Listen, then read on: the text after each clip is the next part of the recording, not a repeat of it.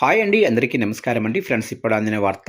ఇక కొత్త పెన్షన్లపై ప్రభుత్వం అదిరిపోయే శుభవార్త అంటూ కొత్త పెన్షన్లకు సంబంధించి మరొక ముఖ్యమైన అప్డేట్ అయితే రావడం జరిగిందండి.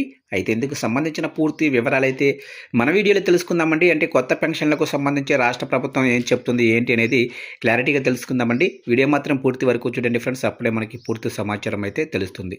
లేట్ చేయకుండా టాపిక్లోకి వెళ్ళిపోదాము. ఇక తెలంగాణ రాష్ట్రంలో కొత్త పెన్షన్ల కోసం ఎదురు చూస్తున్న లక్షలాది మంది నిరుపేదలకు కాంగ్రెస్ ప్రభుత్వం శుభవార్త చెప్పింది. ప్రతిష్టాత్మకమైన చేయూత పథకం కింద అదనంగా మరో 2 లక్షల మందికి పెన్షన్లు మంజూరు చేయాలని ప్రభుత్వం కీలక నిర్ణయం తీసుకుంది. ఇందుకు సంబంధించి 2026-27 వార్షిక బడ్జెట్లో ఏకంగా 233 కోట్లను కేటాయించడంతో లబ్ధిదారుల ఎంపిక ప్రక్రియకు లైన్ క్లియర్ అయింది. ఇక రాష్ట్ర వ్యాప్తంగా ఇప్పటికే లక్షలాది దరఖాస్తులు ప్రభుత్వం వద్ద పెండింగులో ఉన్నాయి. ఈ క్రమంలో అర్హులైన వారిని గుర్తించేందుకు పంచాయతీరాజ్ గ్రామీణాభివృద్ధి శాఖ అధికారులు త్వరలోనే క్షేత్రస్థాయిలో వడపోత కార్యక్రమాన్ని చేపట్టనున్నారు. వృద్ధులు, వితంతువులు, దివ్యాంగులు మరియు ఇతర కేటగిరీల కింద నిబంధనల ప్రకారం అర్హత ఉన్న ప్రతి ఒక్కరికి పెన్షన్ అందేలా ప్రభుత్వం చర్యలు తీసుకుంటుంది.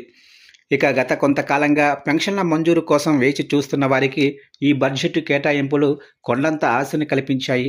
ఇక త్వరలోనే కొత్త లబ్ధిదారుల జాబితాను ఖరారు చేసి పెన్షన్ల పంపిణీ ప్రారంభించాలని ప్రభుత్వం భావిస్తుంది. ఇది రాష్ట్రంలోనే పేద వర్గాలకు ఆర్థికంగా పెద్ద ఊరటనిచ్చే అంశం.